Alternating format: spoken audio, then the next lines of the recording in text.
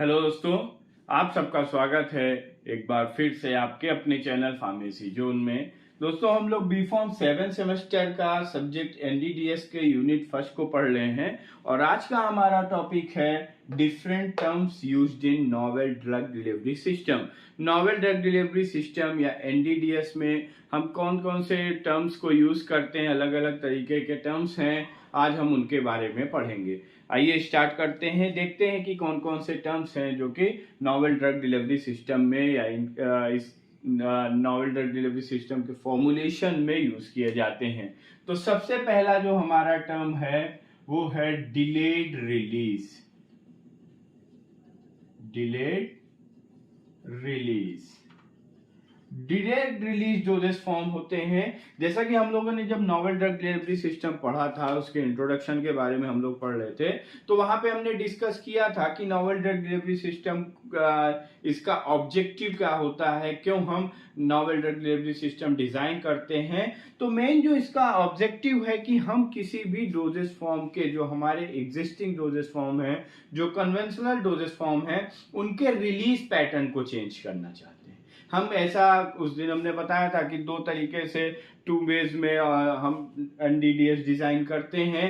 एक तो ये कि पेशेंट को वन सिंगल डोज में रिलीफ मिल जाए, पेशेंट के डिजीज का जो ट्रीटमेंट हो वो सिंगल डोज ट्रीटमेंट हो। दूसरा कि साइट स्पेसिफिक जो हम रिलीज पैटर्न बनाए वो साइट स्पेसिफिक हो, जहां पर्टिकुलर साइट पे या पर्टिकुलर रिसेप्टर पे ड्रग हमारी जाके एक्शन प्रोड्यूस करे, वहां पे जाके रिलीज हो, तो पेशेंट को रिलीफ होगा, पेशेंट को ज्यादा डोजेस फॉर्म या जो डोजेस फ्रिक्वेंसीज हैं वो उसकी रिड्यूस होंगी और उसका साइड इफेक्ट भी रिड्यूस हो जाएगा और उसका जो हमें थेरेपेटिक एफिकेसी है वो ज्यादा मिलेगी।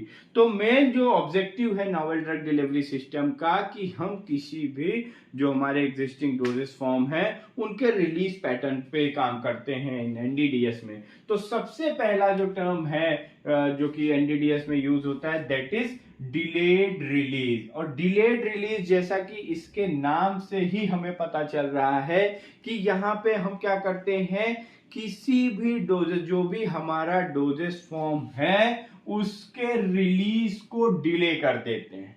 डिले मीन्स क्या होता है, देरी करना, किसी भी चीज में देरी करना, तो उसे कहा जाता है डिले करना। तो यहाँ पे हम जो हमारा डोजेस फॉर्म है उसका रिलीज डिले कर देते हैं। जैसे कि हमारा डोजेस फॉर्म का क्या होता है, डिसोल्यूशन होता है, डिसइंटीग्रेट हो स्टोमच में जाके रिलीज होता है। बट यहाँ पे हम जैसे इसका एग्जांपल ले लेते हैं कि इंटेरिक कोटेड का, enteric coated tablet. Enteric coated जो टेबलेट होती है ये आपकी कहां पे जाके रिलीज होती है, ये हमारी इंटेस्टाइन में रिलीज होती है। तो इंटेस्टाइन में रिलीज होगी यानी इसका गैस्ट्रिक स्टोमक पे कोई इफेक्ट नहीं पड़ेगा। यहाँ पे हम ऐसे पॉलीमर्स की, जो हमारा ये मान लीजिए ये हमारा क्या है, ड्रग का कोर मटेरियल है, इसके ऊपर हम पॉलीमर्स की ऐसी कोटिंग करते हैं ताकि ये हमारे ड्रग के रिलीज को, ये जो पॉलीमर्स हैं ये हमारे जो हमारा कोर मटेरियल है, जो हमारा एक्टिव इंग्रेडिएंट है, जो डोजेस फॉर्म ड्रग है हमारा, इसको ये अदर जो हमारा डिजायर्ड पीएच है, जहां पे भी हम इसको रिलीज करना चाह रहे हैं, उस डिजायर्ड पीएच तक ले जाए। और जैसे कि इंटेस्टाइन पीएच पे यहाँ पे ये ड्रग हमारी इंटेरिक कोटेड रिलीज होती है, तो यानी कि इस पे एसिडिक पीएच का कोई इफेक्ट नहीं पड़ेगा, हमारे स्टोमक का कोई इफेक्ट नहीं पड़ेगा। तो इस यही है कि हम क्या करते हैं, डिलीट कर देते हैं कि ड्रग हमारी एक पर्टिकुलर साइट पे, पर्टिकुलर जगह पे जाके ड्रग का रिलीज होगा। तो किसी ड्रग के रिलीज पैटर्न को डिले करने की प्रोसेस को ही कहा जाता है डिलेड रिलीज डोजेस फॉर्म। इसका जो एग्जांपल है वो है इंटेरिक कोटेड टेबलेट। अब दूसरा जो टर्म है जो कि यूज किया जाता है इन NDDS, that is extended release. जो सेकेंड टर्म है हमारा वो है extended release. Extended release doses form क्या होते हैं, एक्सटेंडेड रिलीज डोजेस फॉर्म का मतलब ऐसे डोजेस फॉर्म जिनके रिलीज पैटर्न को बढ़ा दिया जाता है। यहाँ पे हम डोजेस फॉर्म का जो भी हमारा ड्रग है उसके रिलीज को इंक्रीज कर देते हैं, मीन्स उसके रिलीज के टाइम को बढ़ा दिया जाता है। और एक्सटेंडेड रिलीज डोजेस फॉर्म जो होते हैं इनका जो एब्जॉर्प्शन टाइम होता है, एब्जॉर्प्शन टाइम, इन ड्रग का जो एब्जॉर्प्शन टाइम होगा ये ग्रेटर होगा, इस एब्जॉर्प्शन टाइम एलिमिनेशन टाइम से ग्रेटर होगा, एलिमिनेशन टाइम से। तो अगर ड्रग का हमारे जो एब्जॉर्प्शन टाइम है ये इंक्रीज हो जाएगा, यानी कि रिलीज, यानी यहां पे हम ये कह सकते हैं ड्रग का जो रिलीज होता है वो स्लोअर रिलीज होता है, स्लो रेट से हमारी ड्रग रिलीज होती है। अगर स्लो रेट से रिलीज होगी ड्रग तो यानी उसका एब्जॉर्प्शन टाइम ऑटोमेटिक इंक्रीज हो जाएगा, और एब्जॉर्प्शन टाइम इंक्रीज हो जाएगा तो फिर ड्रग हमारी धीरे धीरे रिलीज होगी, धीरे धीरे एक्शन प्रोड्यूस करती रहेगी, तो ड्रग का जो एक्शन होगा वो थोड़े टाइम के लिए बढ़ जाएगा, ड्रग का एक्शन इंक्रीज कर जाएगा। ये इसमें हम ड्रग के एक्शन को अप टू 12 आवर्स तक इंक्रीज कर देते हैं। मीन्स ये एक्सटेंडेड रिलीज हम डोजेस फॉर्म लेते हैं, तो अगर कोई डोजेस फॉर्म है जो कि एक्सटेंडेड रिलीज पैटर्न में डिजाइन किया गया है तो वहां पे 12 आवर तक उस ड्रग का हम एक्शन देख सकते हैं। तो एक्सटेंडेड रिलीज डोजेस फॉर्म देख लिया हमने। एक्सटेंडेड रिलीज का कैरेक्टरिस्टिक्स होता है कि एक्सटेंडेड रिलीज डोजेस फॉर्म जो होंगी उनका एब्जॉर्प्शन टाइम ये एलिमिनेशन टाइम से ज्यादा होगा, यहाँ स्लो रेट से ड्रग हमारी रिलीज होंगे एंड अप टू 12 आवर तक ड्रग अपना एक्शन प्रोड्यूस करेगी।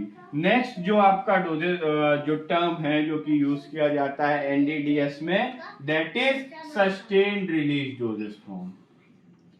Sustained release doses form, sustained release doses form क्या होते हैं, और एक है कंट्रोल रिलीज डोजेस फॉर्म। इन दोनों को हम लोग एक साथ पढ़ेंगे, sustained release and control release. Sustained release का मतलब है कि कुछ एक पर्टिकुलर टाइम पीरियड तक, एक लंबे समय तक ड्रग एक के कांस्टेंट वे में रिलीज होती रहे, जो उसका रिलीज पैटर्न है वो बढ़ जाए और थोड़े टाइम तक एक कांस्टेंट वे में ड्रग रिलीज होता रहे। और वही कंट्रोल्ड रिलीज का मतलब है सस्टेन का मतलब कि ड्रग के एक्शन को इंक्रीज कर देना, यानी यहाँ पे हम यही जो एक्सटेंडेड में कर रहे थे ये लगभग सेम है कि हम यहाँ पे ड्रग के रिलीज पैटर्न को इंक्रीज कर देते हैं। यहाँ पे एक पर्टिकुलर टाइम पीरियड तक ड्रग हमारी अपना एक्शन प्रोड्यूस करती रहती है। एंड कंट्रोल्ड रिलीज का मतलब होता है कि यहाँ पे जो ड्रग होती है एक ये डेफिनिट टाइम तक, मीन्स प्री डिटरमाइंड टाइम होता है, डेफिनिट टाइम तक, एक नोन टाइम तक ड्रग हमारी एक सेट रिलीज रेट से,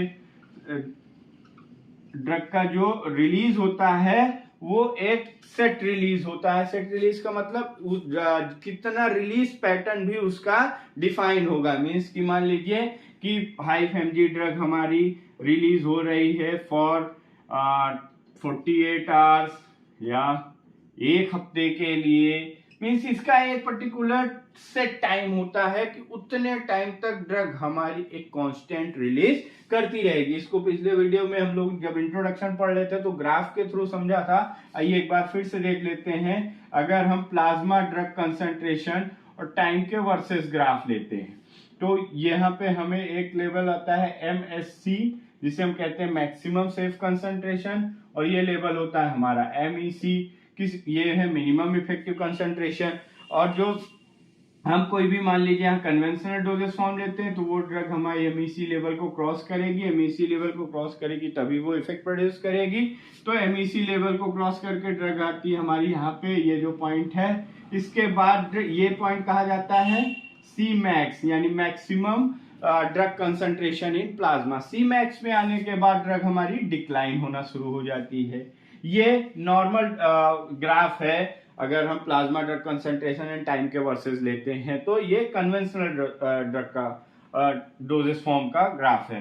बट अगर यहीं पे हम लेते हैं sustained release doses form, sustained release doses form में क्या होता है कि ड्रग हमारी इसका जो रिलीज पैटर्न है वो कुछ टाइम तक के लिए सेम ऐसा बना रहता है, तो उसके बाद ड्रग हमारा डिक्लाइन होना। तो ये जो है टाइम, ये जो रिलीज पैटर्न यहाँ तक, यहाँ पे ड्रग का हमारे एक्शन बढ़ जाता है, मीन्स कि यहाँ पे हमारा 12 आवर्स से 24 आवर्स तक या उससे ज्यादा तक हम ड्रग के एक्शन को सस्टेन करते हैं। बट यहीं पे अगर हम कंट्रोल रिलीज डोजेस फॉर्म की बात करते हैं, कंट्रोल रिलीज डोजेस फॉर्म, तो कंट्रोल रिलीज डोजेस फॉर्म में जरूरी नहीं है कि ड्रग हमारे सीमैक्स पे पहुंचे या पीक पे पहुंचे। ड्रग हमारी क्या होती है, एक कांस्टेंट लेवल से रिलीज होती है और एक सेट पीरियड टाइम तक ड्रग का ये लेवल मेंटेन रहता है। यानी इसे हम कह सकते हैं कि ड्रग हमारा जीरो ऑर्डर रिएक्शन को फॉलो करती है। जीरो ऑर्डर रिएक्शन के हिसाब से इसमें ड्रग में कांस्टेंट रिलीज होता रहता है। तो ये हो गया हमारा sustained release and control release. Sustained release का मतलब हम ड्रग के एक्शन को कुछ टाइम के लिए बढ़ा देते हैं, एंड कंट्रोल रिलीज का मतलब एक डेफिनेट टाइम तक, एक प्री डिटरमाइंड टाइम तक सेट पैटर्न से ड्रग का रिलीज होता रहे, that is control release doses form. Next है हमारा site specific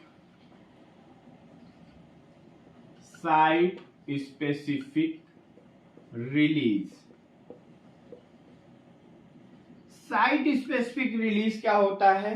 site specific release जैसा कि इसके नाम से ही पता चल रहा है कि यहाँ पे जो हमारे डोजेस फॉर्म होते हैं, जो फॉर्मुलेशंस होती हैं, इनको कुछ ऐसे तरह डिजाइन किया जाता है। यहाँ पे कुछ हम ऐसे पॉलीमर्स का यूज करते हैं जो कि ड्रग को उस पर्टिकुलर साइट पे जाके रिलीज करती है। ये पर्टिकुलर साइट पे जहां पे ड्रग को एक्शन प्रोड्यूस करना है, यानी पर्टिकुलर उस साइट ऑफ एक्शन पे जाके ड्रग का रिलीज करती है। और इससे हम ये इसमें जो मेन रिलीज पैटर्न को जो चेंज करने के लिए मेन हेल्पफुल है वो है पॉलीमर्स। पॉलीमर क्या करते हैं, पॉलीमर्स की कोटिंग करने से हम ड्रग के रिलीज पैटर्न को चेंज कर सकते हैं। तो साइट स्पेसिफिक का मतलब कि ड्रग हमारे जब किसी पर्टिकुलर साइट ऑफ एक्शन पे या साइट पे पहुंच के रिलीज करती है, डोजेस फॉर्म से ड्रग रिलीज होता है, that is site specific. Next है हमारा टारगेट रिलीज, या इसे हम टारगेट स्पेसिफिक भी कह सकते हैं। Target specific release, target specific release का मतलब, या इसे टारगेट स्पेसिफिक को हम रिसेप्टर टारगेटिंग भी कहते हैं।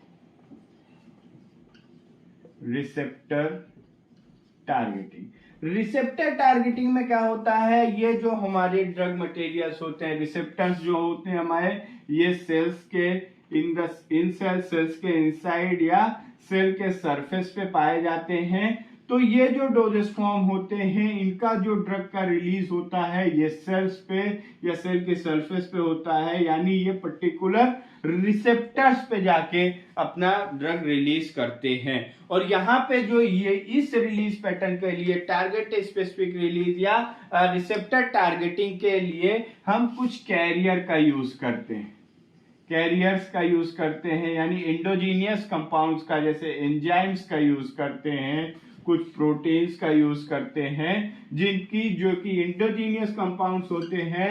और जो अब जैसे कि हम लोग जब एब्जॉर्प्शन पढ़ते हैं तो वहां पे ड्रग रिलीज के लिए कैरियर मेडिएटेड सिस्टम होते हैं, अलग अलग तरीके के कैरियर्स होते हैं जो कि ड्रग के रिलीज को हेल्प करते हैं।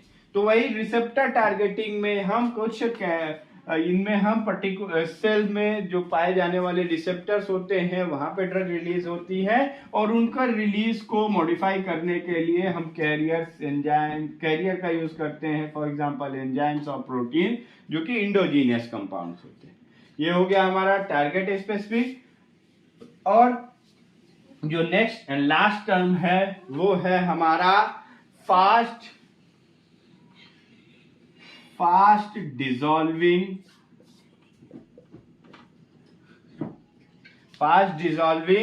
Drug delivery system. इसे हम फ्लैश भी कहते हैं। Fast dissolving drug delivery system. Fast dissolving drug delivery system जो होते हैं हमारे, ये हम ओरल कैविटी में इनका यूज करते हैं, ओरल कैविटी में यूज करते हैं। और ये ओरो डिस्पर्सिबल टेबलेट्स होती हैं या इफर्वेसेंट टेबलेट्स होती हैं जो बिना वाटर के हेल्प के हमारे माउथ में डिसॉल्व होना शुरू हो जाती हैं। मीन्स कि इनका स्लोवर जो हमारी टेबलेट्स होती हैं, मान लीजिए टेबलेट है, ये अगर फास्ट डिसॉल्विंग टेबलेट है तो ये थोड़ा थोड़ा स्लोली डिसइंटीग्रेट होगी और अपना रिलीज शो करेगी। ये ओरो डिस्पर्सिबल टेबलेट या इफर्वेसेंट टेबलेट्स होती हैं, इनमें इस तरीके से इनको डिजाइन किया जाता है और ये हमारे माउथ में रखते ही, मुंह ओरल कैविटी में जब हम इनको रखते हैं तो ये वहीं पे रिलीज करना, अपना ड्रग रिलीज शुरू कर देती है। तो गाइज ये कुछ टर्म्स हैं, 7 तरीके के 7 टर्म्स हैं जो कि नोवेल ड्रग डिलीवरी सिस्टम में यूज किए जाते हैं। Delayed release, extended release, sustain release, control release, site specific release, target specific release या रिसेप्टर टारगेटिंग भी इसे कहते हैं, fast dissolving drug delivery system. तो these are the terms which are used in novel drug delivery system. I hope कि आपको ये topic समझ में आया होगा। इस टॉपिक से रिलेटेड कोई भी क्वेरी हो तो आप कमेंट बॉक्स में ड्रॉप कर सकते हैं। एंड एनडीडीएस सब्जेक्ट के रेगुलर अपडेट्स के लिए चैनल को सब्सक्राइब जरूर करें। Thank you very much.